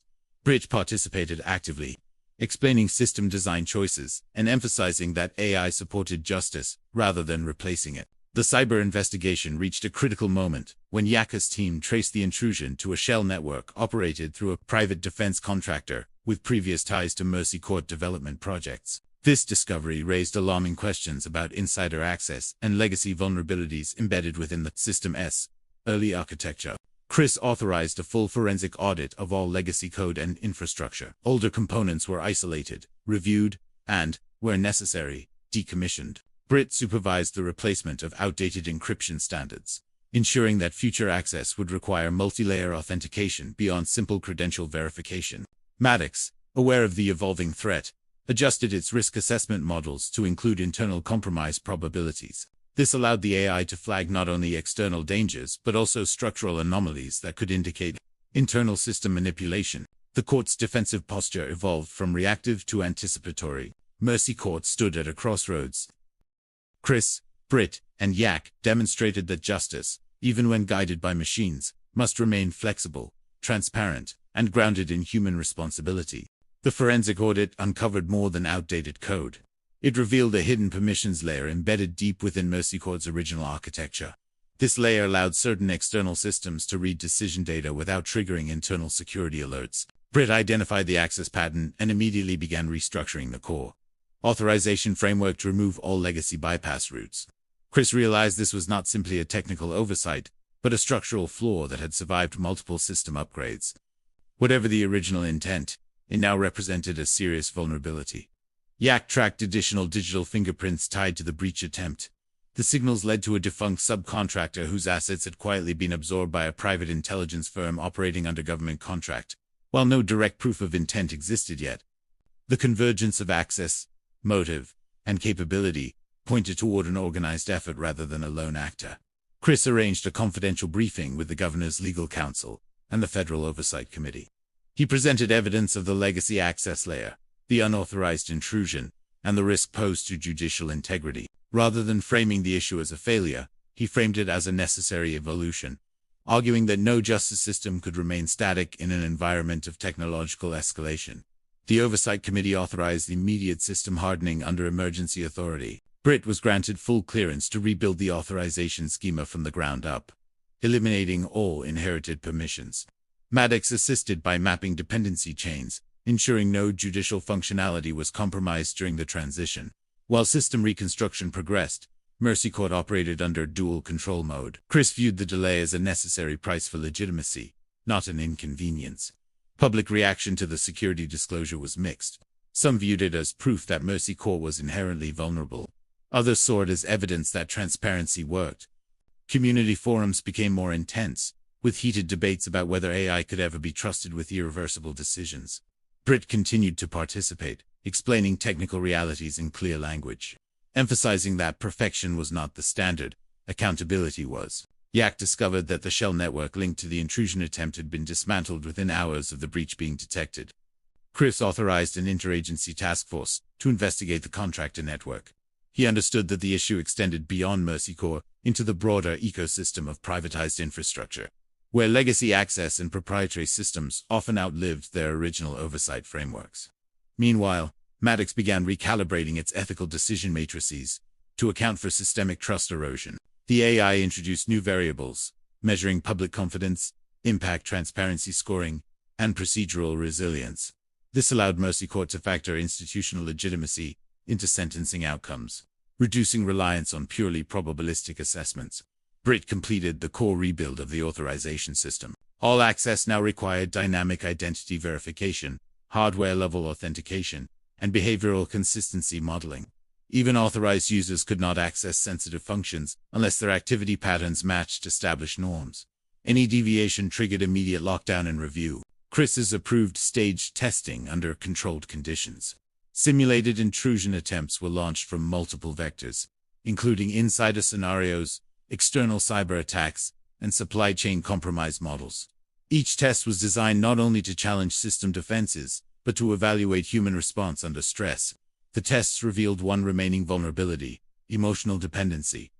Some staff members had become so accustomed to relying on Maddox that they hesitated to intervene even when system recommendations appeared uncertain.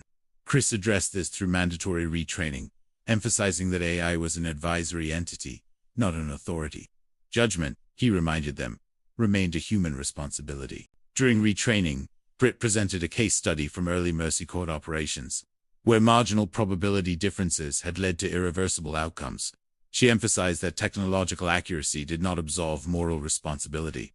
Yak reported that the interagency task force had identified financial ties between the defunct subcontractor and several high-profile corporate defendants, previously processed by Mercy Court, although no direct evidence of verdict manipulation existed.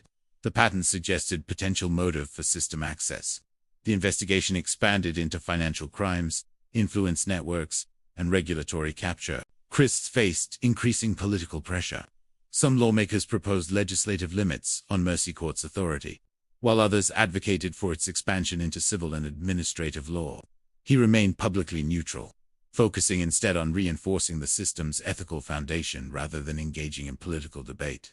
Maddox processed the evolving legal environment and generated scenario projections, showing how judicial systems might evolve under different regulatory outcomes. The legislative response arrived faster than expected. A bipartisan emergency session was convened to review Mercy Court's operational framework, authority boundaries, and ethical safeguards. Chris was summoned to testify alongside Britt and a representative from the Federal Judicial Oversight Board. The hearing was not accusatory, but it was probing, and its tone reflected both public anxiety and political uncertainty. Chris addressed the committee with controlled precision. He did not defend Mercy Court as flawless. Instead, he presented it as a living system, one that required constant recalibration to remain just. He emphasized that eliminating human judgment would never be the goal. The system existed to support ethical reasoning, not replace it. Britt followed with a technical briefing, breaking down how the rebuilt authorization framework now prevented legacy access and enforced real-time identity verification. Committee members pressed on whether AI-guided justice could ever be truly impartial. Britt responded by acknowledging that no system, human or artificial, was free from bias. The difference, she argued, was visibility. AI bias could be measured, audited, and corrected. Human bias often remained hidden behind intuition and precedent. The room remained divided, but the clarity of her explanation shifted the tone from confrontation to examination. Yak presented security findings, including evidence of attempted infiltration through contractor networks. She emphasized that the threat was not ideological, but structural. Systems built over time accumulated invisible weaknesses. The only solution was continuous review and adaptive defense. Outside the hearing chamber, public demonstrations grew. Some citizens demanded the suspension of Mercy Court. Others called for its expansion, arguing that its transparency exceeded that of traditional courts. News coverage amplified every statement, every data point, every emotional reaction. Chris remained focused on internal stability. instructing his team to avoid public commentary beyond verified disclosures. Following the hearing, the committee issued a provisional ruling, allowing Mercy Court to continue operations under enhanced oversight. A civilian review board was established, composed of legal scholars, technologists, ethicists, and community representatives. Their role was not to dictate verdicts but to audit processes, monitor fairness metrics, and ensure accountability mechanisms remained functional. Britt welcomed the board's involvement. She believed transparency was the only viable long-term defense against systemic corruption. Chris also implemented a new operational doctrine within the department. Officers were required to document not only actions but reasoning. This shift emphasized accountability as a behavioral norm rather than a procedural obligation. Meanwhile, Yak uncovered a secondary network linked to the original intrusion attempt. This network operated through data brokerage firms, exploiting consumer metadata and judicial analytics to anticipate verdict patterns. Chris recognized this as a new frontier of manipulation. Even without hacking the system, adversaries could shape outcomes by influencing inputs. He authorized the formation of a counter-influence unit, tasked with monitoring predictive interference, data distortion campaigns, and algorithmic gaming. Britt collaborated with Maddox to detect abnormal behavioral influence patterns. The AI began flagging cases where external data signals correlated suspiciously with procedural anomalies. As internal stability improved, Chris observed subtle shifts in team morale. The earlier tension gave way to cautious confidence. Officers were no longer reacting to crises but preparing for complexity. Training sessions emphasized ethical resilience, psychological awareness, and critical thinking under uncertainty. Maddox adapted its internal ethical weighting systems to reflect institutional learning. It assigned greater significance to transparency, human intervention thresholds, and long-term societal impact. The AI's decision models evolved from reactive probability engines into contextual advisory systems. Britt documented these changes in a comprehensive system ethics report submitted to the Civilian Review Board. The report did not portray Mercy Court as complete. Instead, it framed the system as an evolving moral infrastructure, one that required constant dialogue between human values and machine logic. Yak continued her investigation into the data brokerage network. She identified financial transactions linking predictive influence firms to several political action committees. While no direct coordination was established, the alignment of interests suggested that judicial analytics had become a commodity, traded alongside polling data and market forecasts.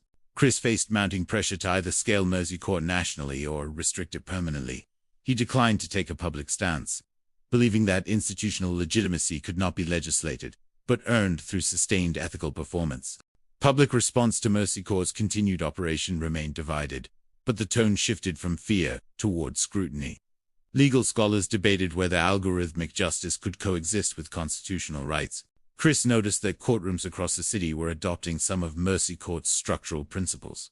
Judges requested enhanced data visualization, probability weighting tools, and bias auditing systems.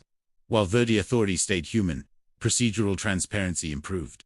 Britt worked with the Civilian Review Board to design a long-term ethical validation protocol. This system required periodic recalibration of decision models using real-world outcome data. It also introduced a counterfactual analysis module that evaluated whether alternate decisions would have produced materially different outcomes. Maddox integrated these protocols, expanding its internal advisory layers. It began generating ethical confidence scores alongside legal probability estimates. These scores did not dictate outcomes, but provided judges and analysts with insight into the moral stability of a given ruling.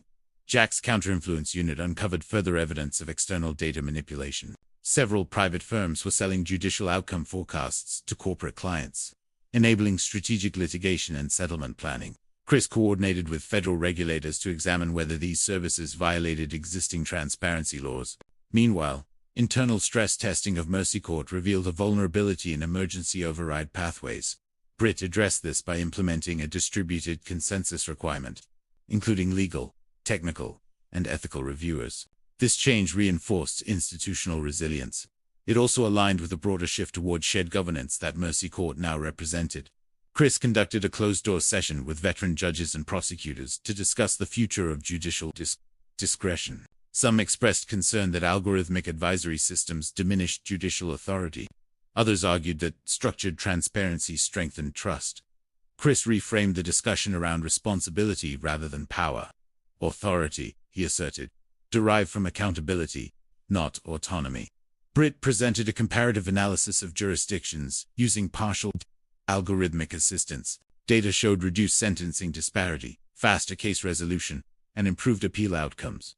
Britt recommended mandatory ethical literacy training for all court personnel interacting with AI systems. This measure ensured that human judgment remained active rather than passive. Yak uncovered financial ties between predictive analytics firms and several private prison contractors. While not illegal, the alignment raised ethical concerns about profit incentives influencing judicial forecasting. Chris escalated the findings to the Oversight Board, initiating a regulatory review of judicial data commodification. They argued that such data, while derived from public information, created structural advantages incompatible with equitable justice. Within Mercy Court, staff training expanded to include cognitive bias recognition, ethical reasoning frameworks, and procedural integrity under uncertainty. Officers and analysts participated in scenario-based simulations designed to test moral judgment rather than procedural compliance. The goal was not to optimize the AI's accuracy alone, but to calibrate its ethical alignment with evolving social values. Britt documented these developments in a progress report submitted to national judicial councils. Chris reflected on how his role had shifted from enforcement to stewardship. His leadership approach evolved from command-based authority to consensus-driven governance. Yak, once focused solely on security threats, now addressed systemic risk. She recognized that the most dangerous vulnerabilities were not technical but structural, rooted in incentives, data flows, and institutional inertia. The Oversight Board finalized its long-term framework for Mercy Court, establishing it as a permanent judicial institution rather than a pilot program. This decision did not reflect unconditional approval, but a structured commitment to continuous evaluation. Chris addressed the full court assembly in a closed session, acknowledging the transformation that had taken place. He spoke not of victory, but of responsibility. He emphasized that justice, when mediated through systems, demanded greater vigilance, not less. Authority, he stated, must remain answerable to those it served. Britt completed the final version of the Ethical Stability Index, a dynamic model measuring long-term consequences of judicial decisions across social, economic, and psychological dimensions. Maddox incorporated this index into its historical analysis layer, enabling longitudinal assessment of case outcomes. The system no longer functions solely as a decision support engine, but as a reflective archive of judicial impact. This shift transformed the court's relationship with its own history. Jack's security division transitioned from reactive containment to preventive structural design. Instead of monitoring for breaches alone, her team evaluated systemic resilience, incentive alignment, and data integrity. Threat prevention now included social, legal, and ethical dimensions. The regulatory response to predictive analytics commercialization resulted in new national guidelines. Courts were prohibited from sharing algorithmic outcome projections with private entities. Public trust metrics showed gradual improvement. Surveys reflected increased confidence, not in the infallibility of Mercy Court, but in its transparency and accountability mechanisms. Chris observed that judicial culture across the city had changed. Courtrooms adopted clearer documentation standards, enhanced procedural explanations, and greater openness toward ethical scrutiny. The ripple effect extended into law schools, where curriculum revisions emphasized algorithmic ethics and institutional responsibility. Britt joined a national advisory council tasked with developing governance standards for AI-assisted judicial systems. Her work focused on cross-jurisdictional alignment, ethical interoperability, and long-term societal impact. She advocated for governance frameworks that evolved alongside technology, rather than lagging behind it. Maddox continued its operation under these constraints, no longer framed as a judicial authority, but as an institutional instrument. Its advisory role remained central, but its autonomy was structurally limited. The system functioned within boundaries defined not by efficiency, but by democratic accountability. Yak, reflecting on the early crisis, recognized how easily systems could drift toward unchecked authority when fear-guided policy. She now viewed her role as a guardian of balance, rather than security alone. Her team's mission evolved into institutional safeguarding. Chris met with the family members of individuals previously sentenced. Under Mercy Court, he did not offer apologies where outcomes were lawful, but he offered transparency. He explained the procedural structure, ethical oversight, and reform mechanisms now in place. These conversations restored a measure of human connection to a system often perceived as distant. The court's archive preserved the full record of its evolution. from experimental deployment to institutional integration. These records remained publicly accessible, ensuring that future generations could examine not only the outcomes but the reasoning behind them. As Mercy Court entered its next phase, it no longer represented a singular solution but a collective responsibility. Justice was not delivered by code alone, nor by authority alone, but through a continuous process of evaluation, dialogue, and ethical reflection. The system endured not because it was perfect, but because it was accountable.